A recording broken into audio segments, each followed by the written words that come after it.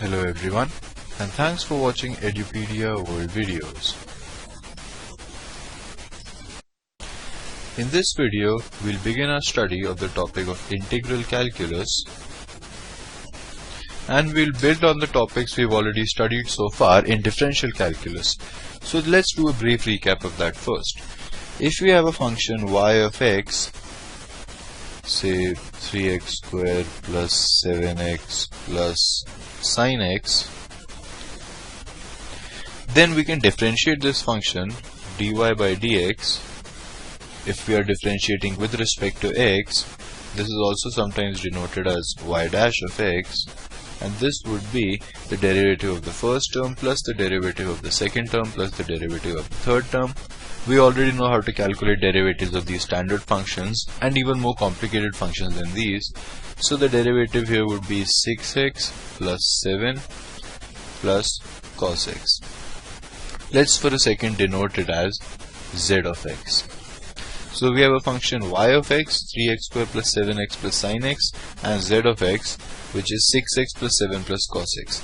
Z is the derivative of y, right? So the language we use is z is the derivative of y with respect to x. It is also important that it is with respect to x. If there were two variables, then we would have to know with respect to what. In this case, there is only one variable, so we don't need to specify. And this can also be written as z is equal to dy by dx. Now integration is the inverse of this statement.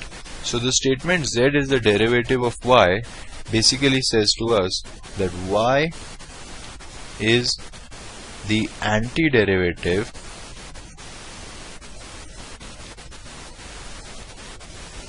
and another word for antiderivative is the integral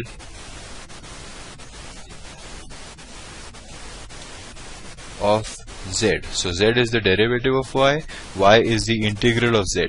Now it is also important with respect to which variable. So z was the derivative of y with respect to x, y is the antiderivative or the integral of z once again with respect to x. And the way we write it as would be y is equal to integral of z dx. Sometimes you might write z of x dx because after all of these are functions of x. Right. So this is basically what the integral is. If the first function is the derivative of the second function, then the second function is the integral of the first function. So we know, for example, that 3x has the derivative 3, so 3 would have the integral 3x. We know tan x has the derivative sec square x, so obviously sec square x would have the antiderivative or the integral tan x.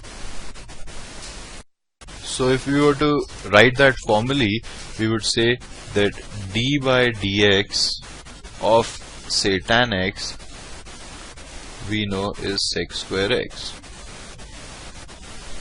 So from that, the statement we would write would be tan x is the integral of sec square x with respect to x. The symbol for the integral is this,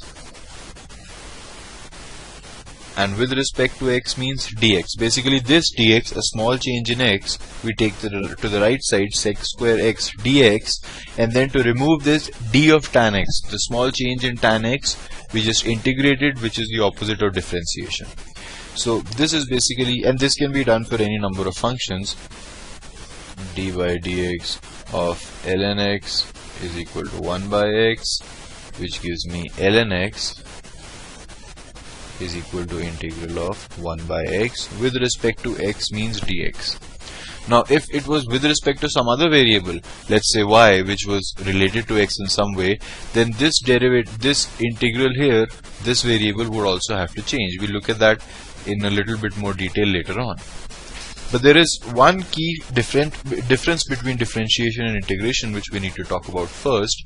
Say we have the function sin x, and the derivative of that would be cos x, right? Meaning d by dx of sin x is cos x. From that we would write sin x is equal to integral of cos x dx.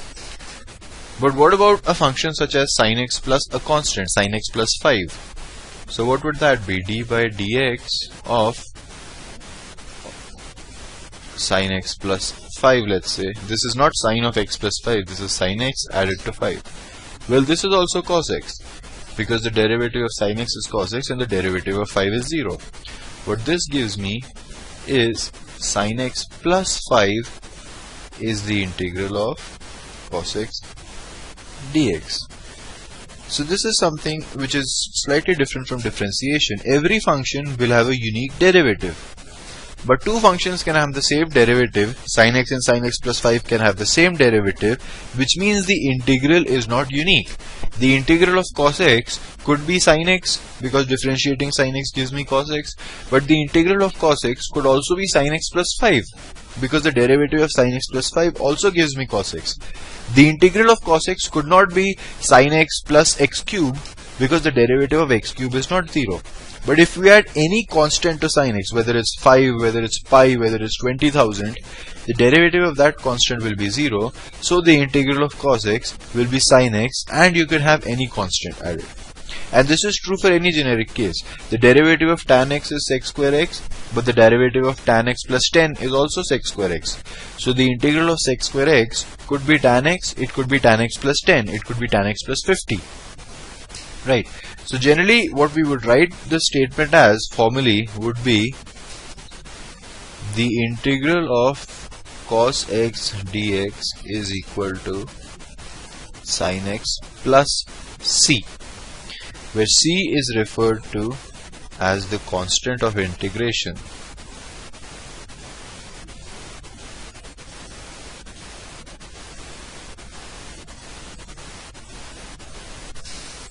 Right. So every integral of a particular function will be the function which, when you differentiate, gives the original function, but there will be an optional constant of integration added.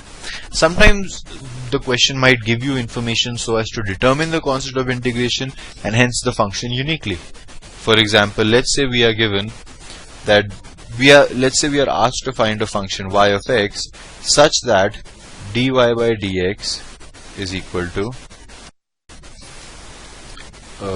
say 3x squared plus 2x. Right. So y is a function whose derivative is 3x squared plus 2x. Now we'll get into the specific details of how to calculate integrals in a minute, but this is a function whose integral you can easily see, because you know that the derivative of x cube is 3x square and the derivative of x square is 2x. Right. So dy by dx is 3x square plus 2x, which means y is the integral of 3x square plus 2x with respect to x. This is also important, with respect to x. That is equal to x cube plus x squared. And how you get the integral of 3x squared to be x cube? Right now I just gave you a good value 3x squared. If it was something more complicated, we'll see those specifics in a minute. But right now you can just convince yourself that the derivative of this function is indeed 3x squared plus 2x. And also there will be a plus c, which means that y could be x cube plus x square, y could also be x cube plus x square plus 25, because that would also give the derivative as 3x squared plus 2x. So in the question what we would be given would be something like, find y of x given that dy by dx is equal to 3x squared plus 2x. Also we would be given another piece of information, generally the value of y at some point of x, which helps us determine c. So let's say it also gives us that y of 1 is equal to 5. So these are two things that are given. So from the first information we got till here, and then y of 1 has to be 5, which means 5 is equal to the value when you put x is equal to 1. 1 plus 1 plus c. From this I can determine c, which is 5 minus 2, which is 3, which gives me the function y of x to be x cube plus x squared plus 3. And this is a function which, when you differentiate, gives you 3x squared plus 2x, and also it satisfies this condition that y of 1 is 5. So this is the one difference between differentiation and integration. When you integrate, you always have this constant of integration, and you need some other information to help determine that constant of integration. Now let's look at the specifics of how we get from here to here, how we basically calculate the integrals of specific functions. So we'll start in the same pattern which we did for differentiation. We'll start with polynomials, then we'll move on to trigonometry, exponential, logarithmic functions, because these are the standard functions, and then we'll look at ways in the next video by which we can calculate integrals of complicated functions which are made from these simple functions. So let's start with the standard polynomial y is equal to x to the power n. Right. How do you calculate the integral of x to the power n? So we'll work backwards, and this is what we always do in integration. Differentiation is generally seen as the more basic one, integration is the more complicated one, and the first method of approach to calculate an integral is to find a function that when you differentiate that, you get this particular value. So let's look at a formula for differentiation. We know d by dx of x to the power, I won't use n now, I'll use just x to the power k, is equal to k x to the power k minus 1. Right, which means k x to the power k minus 1 integral of this dx is equal to x to the power k. Right, which means whenever we have k x to the power k minus 1, you can integrate to x to the power k, because the derivative of x to the power k is k x to the power k minus 1. Right, from that we can see that x to the power integral of x to the power k minus 1 dx is equal to x to the power k by k, obviously plus c. Don't forget to put plus c here. What we need is the integral of x to the power n. We need the integral of x to the power n dx. We found the integral of x to the power k minus 1 dx, that is x to the power k by k. We can just put k minus 1 is equal to n, which gives me k is equal to 1 plus n. So this is 1 plus n and this is 1 plus n, which gives me the integral of x to the power n is x to the power n plus 1 by n plus 1 plus c. Right. So if you have y is equal to let's say 3x squared, then the integral of 3x squared would be 3 times the integral of x squared. We put 2 here, so x to the power 2, the integral of that would be x to the power 3 by 3. So x to the power 3 by 3, 3 and 3 cancel, and we get x cube, which is the integral of 3x squared. If we have some more complicated thing, let's say 7x to the power 9. How do we calculate the integral of 7x to the power 9? Well, let's say we don't have this formula. We'll just go back for a second again. So we need the integral of x to the power 9, which means we need a function that when you differentiate, you get x to the power 9. So obviously that function has to have the power 10, because when you differentiate this, you get 9. So we take it to be kx to the power 10, and then we differentiate it. What we get is 10k x to the power 9. Right, 10k x to the power 9. Now we need 7x to the power 9, which means 10k is equal to 7, which means k is equal to 7 by 10, which means the integral of this is 7x to the power 10 by 10. Right, because basically the integral of x to the power 9 will be x to the power 10 by 10 and 7 times that. So this is the standard formula, x to the power n plus 1 by n plus 1 plus c, but there is nothing new in this formula. This is basically very easily derived from this previous formula. Now let's look at the trigonometric functions. So let's start with sin x and cos x. If we have sin x, now I'm not going to write y is equal to sin x, I'll just write it directly. We know d of sin x by dx is cos x. This gives me sin x is, or I'll just write this on the right because the presentation will be better, which means the integral of cos x dx is equal to sin x plus c. So we've already seen the integral of any polynomial terms, x to the power n, where n can be any integer, or actually it doesn't need to be an integer either. And so this is cos x the integral of cos x will be sin x plus c. Similarly, we know d of cos x by dx is equal to minus sin x, which gives me the integral of minus sin x dx. Minus, I can take it outside because the integration is also a linear operation just like differentiation, and this is equal to cos x plus c. And we'll just take the minus to the other side because we want the integral of sin x, that is minus cos x plus c. And this will be minus c, but don't worry about that, it's a constant. We can just replace one constant by the negative of that. The important point is the integral of sin x is minus cos x, where you can add any constant to it. Now here is where this becomes different from differentiation again.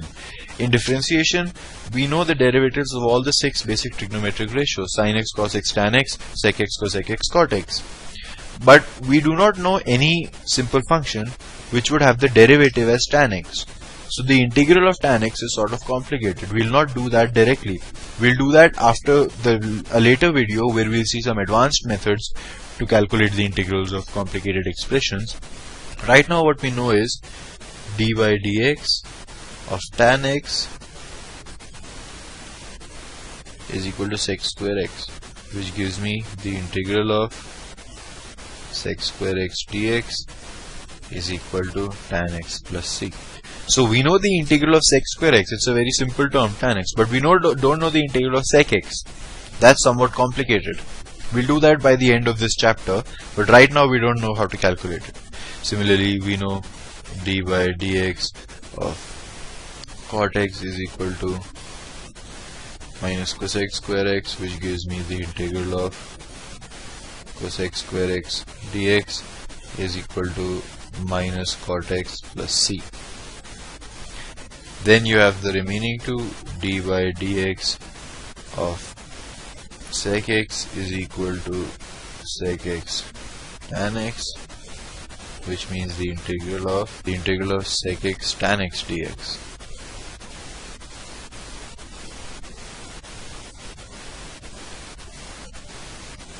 is equal to sec x plus c, and the last remaining one, d of cosec x by dx is equal to minus cosec x cot x, which means the integral of cosec x cot x dx is equal to minus cosec x plus c. Okay. So now a smaller advantage of this also is whenever you see terms like sec square x or sec x tan x, cosec x cot x, you know that these are standard functions whose integrals we already know to be standard trigonometric ratios. But we can't really get the integral of tan x if we wanted to right now. It's a somewhat complicated expression. So let's move on to the exponential functions, and the exponential functions are quite simple. We know that d by dx of e to the power x is equal to e to the power x itself, which gives me e to the power x dx. The integral of e to the power x is basically e to the power x plus c. Right. So this is quite simple, and we are left with lastly the logarithmic function. Now we saw that the integral of x to the power n dx is equal to x to the power n plus 1 by n plus 1 plus c. Now this formula is always valid except in one case. There is one case where this formula is not valid, and if you look at the RHS you can figure out the one case where this formula wouldn't be valid. We said that n could be any number, but if n plus 1 is 0, then the denominator is 0, and we cannot have the denominator being 0. Right, so we cannot have n is equal to minus 1. If n is not equal to minus 1, this is the formula. What about when n equals minus 1, right? For the sake of completeness, we need to know that as well. Well, if n is equal to minus 1, we need the integral of 1 by x dx. And we already know a function whose derivative is 1 by x. We know d of ln x by dx is equal to 1 by x. So the integral of 1 by x dx is equal to ln x plus c. right? So this is the other thing you have to remember.